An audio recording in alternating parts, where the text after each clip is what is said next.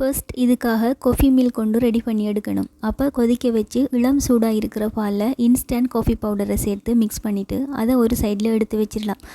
Instant coffee powder வந்து எந்த பிராண்டாக இருந்தாலும் பரவாயில்லை. நான் வந்து நெஸ்கஃபே எடுத்திருக்கேன்.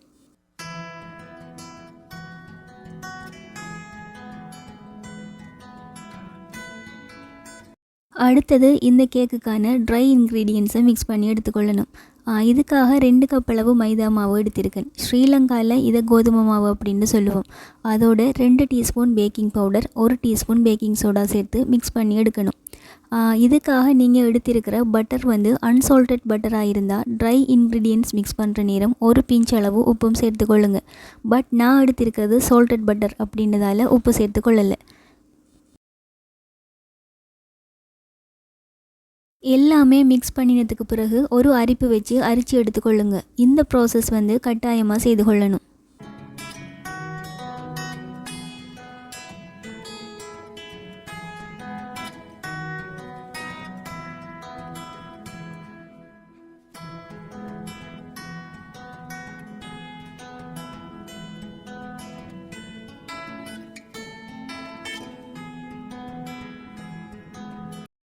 அடுத்தது இதுக்கு தேவையான அளவு சீனியையும் எடுத்துட்டு இதுக்காக நாம் எடுத்துக்கொள்கிற பட்டரை வந்துட்டு மெல்ட் பண்ணி எடுத்துக்கொள்ளணும்.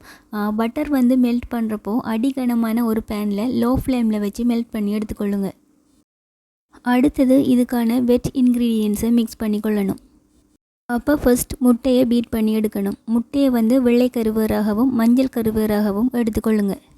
எடுத்துட்டு ஃபர்ஸ்ட் வெள்ளை கருவை நல்லா பீட் பண்ணி எடுத்துக்கொள்ளுங்க.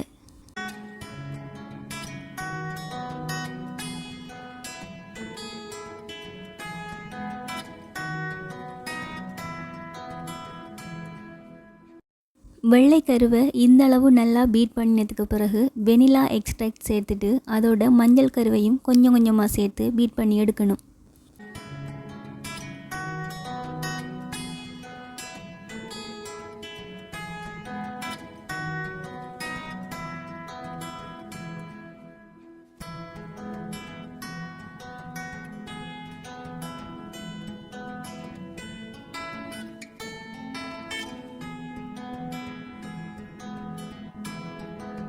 அடுத்தது சீனியையும் கொஞ்சம் கொஞ்சமாக சேர்த்து சீனி வந்து நல்லாவே கரைஞ்சி வர அளவுக்கு பீட் பண்ணி எடுத்துக்கொள்ளுங்க.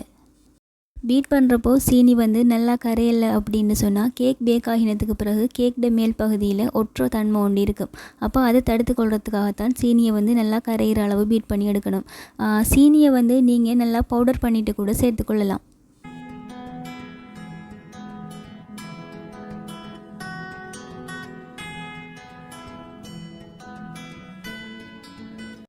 அடுத்தது மெல்ட் பண்ணி வச்சுருக்கிற பட்டரை சேர்த்து பீட் பண்ணி எடுத்துக்கொள்ளுங்க.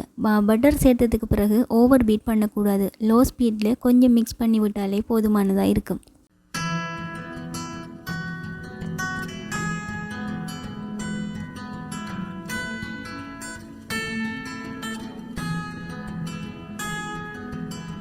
இப்போ ரெடி பண்ணி வச்சுருக்கிற மாவு மிக்ஸை கொஞ்சம் கொஞ்சமாக சேர்த்து ஹேண்ட் விஸ்க் இல்லைன்னு சொன்னால் ஸ்பேச்சுலா யூஸ் பண்ணி மெதுவாக மிக்ஸ் பண்ணி எடுக்கணும்.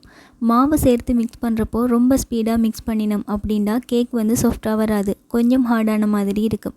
அப்போ கொஞ்சம் மெதுவாகவே மிக்ஸ் பண்ணி எடுக்கணும். அடுத்தது மாவை சேர்த்து மிக்ஸ் பண்ணுறப்பவே ரெடி பண்ணி வச்சுருக்கிற காஃபி மில்கையும் கொஞ்சம் கொஞ்சமாக சேர்த்து பேட்டரை ரெடி பண்ணி எடுக்கணும். இதில் ரொம்பவே முக்கியமான ஒரு விஷயம் என்னென்னு சொன்னால் பாலை வந்து மொத்தமாக சேர்க்கக்கூடாது. ஏனென்று சொன்னால் பால் அதிகமாக சேர்த்துட்டோம்னு சொன்னால் கேக் பேட்டர் வந்து ரொம்பவே தண்ணி மாதிரி ஆகிடும். இப்போ நாம் எடுத்திருக்கிற மாவோட தன்மையை பொறுத்து சேர்த்துக்கொள்கிற பாலோட அளவு வந்து வித்தியாசப்படும். அப்போ பாலை கொஞ்சம் கொஞ்சமாக சேர்த்து மிக்ஸ் பண்ணினோம் அப்படின்னு சொன்னால் கரெக்டான கன்சிஸ்டன்சிக்கு பேட்டரை ரெடி பண்ணி எடுத்துக்கொள்ளலாம்.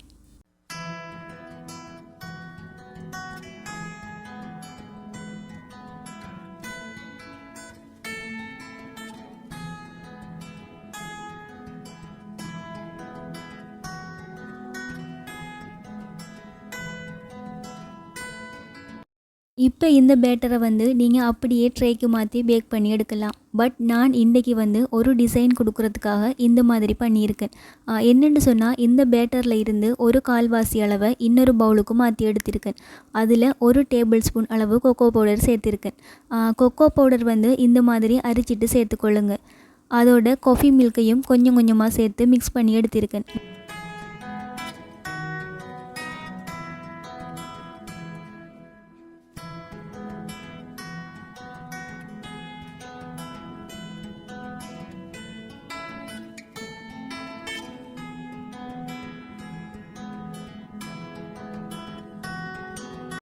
கொக்கோ பவுடர் சேர்த்து மிக்ஸ் பண்ணின பேட்டரை நான் வந்து ஒரு பைப்பிங் பேக்குக்கு மாற்றி எடுத்துக்கொள்கிறேன்.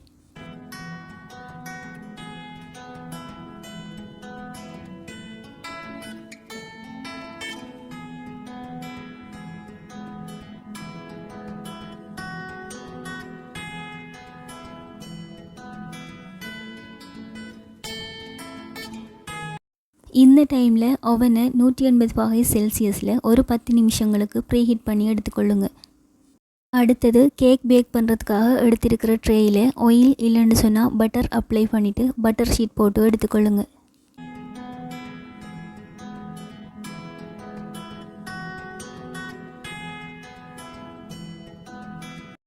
இப்போ வந்து ஏற்கனவே ரெடி பண்ணி எடுத்த பேட்டரை ட்ரேக்கு மாற்றிட்டு அதை நல்லாவே லெவல் பண்ணி விடுங்க.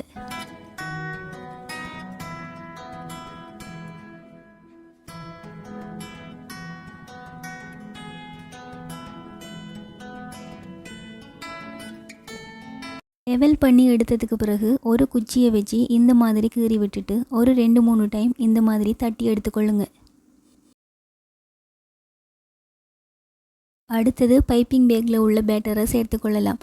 நான் வந்து இந்த பேட்டரை பவுலில் இருந்து டிரெக்டாகவே சேர்த்துக்கொள்ளாமல் இந்த மாதிரி பைப்பிங் பேக்கில் போட்டு சேர்த்ததுக்கு ரீசன் என்னென்னு சொன்னால், இந்த மாதிரி செய்கிறதுனால ட்ரே ஃபுல்லாகவே ஸ்ப்ரெட் பண்ணி விடுறதுக்கு ஈஸியாக இருக்கும் அப்படின்றதால.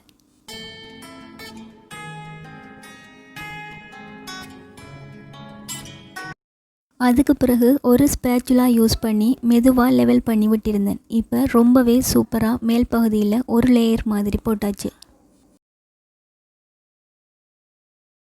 அதுக்கு பிறகு ஒரு 2 டைம் தட்டி எடுத்துட்டு 180°C 35 இருந்து 40 நிமிஷங்களுக்கு பேக் பண்ணி எடுத்துக்கொள்ளலாம். நீங்கள் வந்து கேக் செய்கிற நேரம் எப்போவுமே கவனிக்க வேண்டிய ஒரு விஷயம் என்னென்னு சொன்னால், பேட்டரை ட்ரேக்கு மாற்றுறப்போ அது வந்து ட்ரேயோட 3/4 குறைவான அளவில் இருக்கிற மாதிரி பார்த்துக்கொள்ளுங்க. அப்போ தான் கேக் வந்து பொங்கி வரதுக்கு ஈஸியாக இருக்கும். அப்போ இந்த ஒரு விஷயத்தை கட்டாயமாக ஃபாலோ பண்ணி ஆகணும். எனக்கு வந்து இந்த கேக் பேக் ஆகிறதுக்கு சரியாக 35 நிமிஷங்கள் எடுத்திருந்தது. 35 நிமிஷங்களுக்கு பிறகு ஒரு குச்சியால் குத்தி பார்த்துட்டு குச்சியில் கேக் ஒட்டி வந்துச்சு அப்படின்னு சொன்னால் திரும்பவும் எக்ஸ்ட்ரா ஒரு 5 நிமிஷம் பேக் பண்ணி கொள்ளுங்க.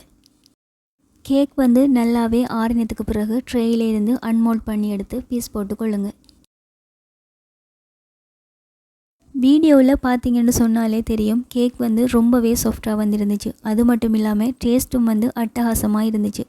நீங்களும் ட்ரை பண்ணி பாருங்கள். உங்களுக்கு விருப்பமானவங்களுக்கு செய்து கொடுத்து அசத்துங்க.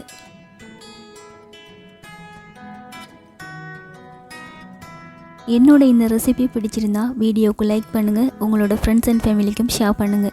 நீங்கள் இப்போ தான் என்னோடய சேனலுக்கு ஃபஸ்ட் டைம் வந்திருக்கீங்கன்னு சொன்னால் மறக்காமல் சப்ஸ்கிரைப் பண்ணுங்கள். அதோட கூட இருக்கிற பெல் பட்டனையும் ப்ரெஸ் பண்ணுங்கள். அப்போ தான் நான் போடுற வீடியோஸுக்கு உங்களுக்கு நோட்டிஃபிகேஷன் வரும். இன்னொரு இன்ட்ரெஸ்டிங்கான வ்ளாகில் சந்திக்கிறேன். தேங்க்ஸ் ஃபார் வாட்சிங்.